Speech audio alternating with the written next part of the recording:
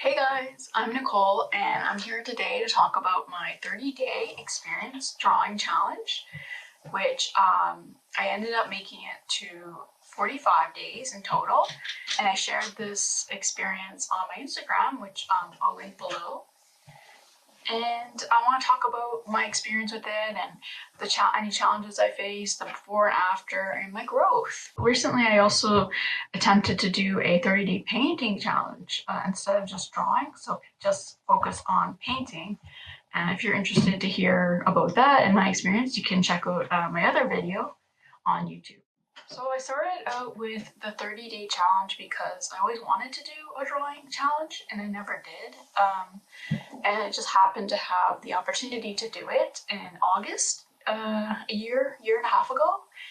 And I had a lot of downtime. I was living in a pretty remote area in the country, so didn't have a lot of distractions going on. I had a lot of time on my hands, and it was very peaceful in the country. So it was just the perfect time for me to get started on that. And I wanted to do the challenge because I really just wanted to accelerate my skills in drawing and to see what kind of impact it would have for a consistent 30 days. I didn't do 5 hours one day and then 0 hours the next day and counted that. I was very disciplined with making sure that I completed each day. Before the drawing challenge, I never really kept a sketchbook. I had sketchbooks, I had multiple sketchbooks, and there were so many pages just blank in these sketchbooks, just unfinished sketchbooks, which is very, if you're an artist, it's very disappointing to see, to have an unfinished sketchbook just sitting around collecting dust. So I never had a habit of drawing. And in fact, if I saw white blank paper, I actually felt a bit of anxiety about it and didn't know what to draw, and did definitely experience some negative thoughts towards myself. And after this challenge, I definitely made more of an impact on me, and I'll explain that a bit later, what the effects were. Today I made it a goal to draw at least for 20 minutes. And at the time, I sparked a lot of inspiration from previous trips I was on. So I had just done a travel trip to South America, and I had a new nephew who was turning 2. So I did a lot of drawings of him, and it was with family. So I did just some drawings of dogs and people in my life. So I just kept a lot of photos on file on my phone, and I had a whole collection of photos I could pull from anytime that I felt I was losing some inspiration. It was easy for me to grab a photo from my own album. I don't feel that it was that difficult for me going through the experience, and in fact I felt quite relaxed doing drawing every day. If I ever felt like I was running out of time, didn't meet my goal for the day, I always managed to just get in a quick 20-minute sketch in my sketchbook before bed. So keeping the sketchbook right on my bedside table was pretty instrumental in ensuring that I completed the challenge. I think this was day 22 or something of the challenge, and I had to fit in the 20 minutes. So this is just a quick sketch I did before night time, and put myself on a surfboard with a shark. So it doesn't have to be something big, it's just intentional practice. And having nice material on hand was really good, just having a good pencil that you like to work with. I'm very picky about pencils and what brand it is. I'm also very picky about sketchbooks, so just having nice materials to use throughout the challenge made the experience more enjoyable. We have a lot of cool drawings that came out of it. And actually by the end of the 30 days, I did my first ever outdoor art show. So I set up a lot of my pieces I completed in the 30 days and set up and attended the market. And not only that, but I was commissioned to do 2 art pieces, mostly for two couple paintings, which is huge. So all these things, consistency, it's almost like when you put the time and effort in and your mindset good things do happen. Not only that, by the end of this challenge, I was a totally different person in terms of my habits for drawing. I started to build way more of a sketchbook daily habit, and the following month, I bought a new sketchbook and I brought it with me everywhere. This was after the challenge. I had brought it with me everywhere. It fit in my purse. And I really did become a sketchbook person. It was becoming more of my lifestyle. So I would bring my sketchbook to cafes, or I would just throw it in my purse with the potential that I might have an opportunity to draw.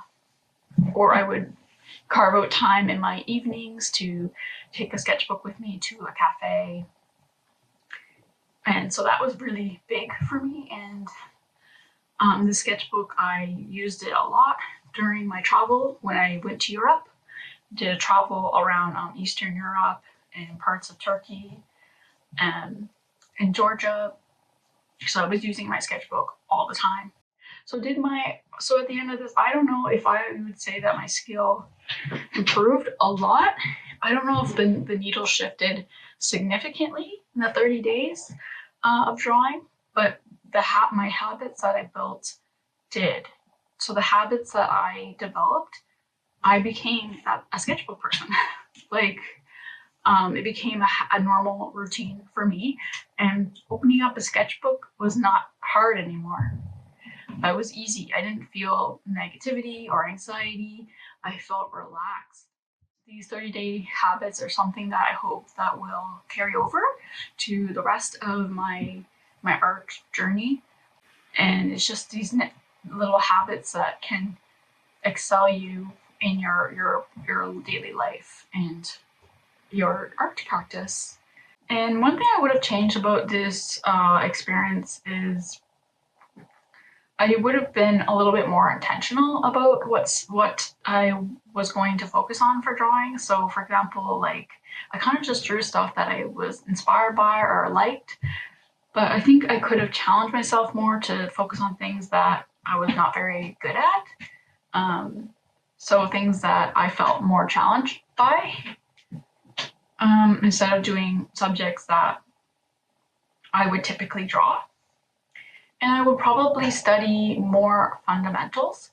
So at the time, I kind of just draw what I saw. I didn't really study any kind of fundamentals like perspective or forms or anatomy. During the 30 days, I just drew like from photos that I liked, from my own photos. So doing like those tutorials and fundamentals of drawing is actually extremely helpful. So I want to talk a little bit about how you could get started on a 30-day drawing. So first things first, you want to make sure you have the time. So think about, do you have a lot going on right now? Are you traveling? Do you have a lot of commitments coming up? Or are you going on vacation? Do you have a lot of social activities happening? Might not be a good time. So pick a time where you feel that you do have a lot of time on your hands so you can set yourself up to succeed in 30 days. Number two, have a collection of photos ready for inspiration for when you want to draw. So this could be things like family members, children in your life, nephews, nieces, sons, daughters, or it could be pets, could be food, could be from travel, recent travel trips, nature, whatever. Just you want to have a selection of array of photos that you can easily fall back on to draw every day. I also have a Pinterest link here that I use for portrait practice that you can check out. And it's really just for practice. And when I don't know what to draw, I pull up this Pinterest link. Number three, you want to have nice materials on hand to make the experience that much more enjoyable. I'm very picky about materials, and I'm going to list below what is my favorite sketchbook. And what I love about this sketchbook is it's small enough to fit into a bag or your purse very easily, so you can just grab it and take it on the go. So I'd love to know, have you finished a 30-day drawing experience? Are you planning to do one? Are you going through one right now? Let me know in the comments below. And if you like this material, please like and subscribe. Thanks.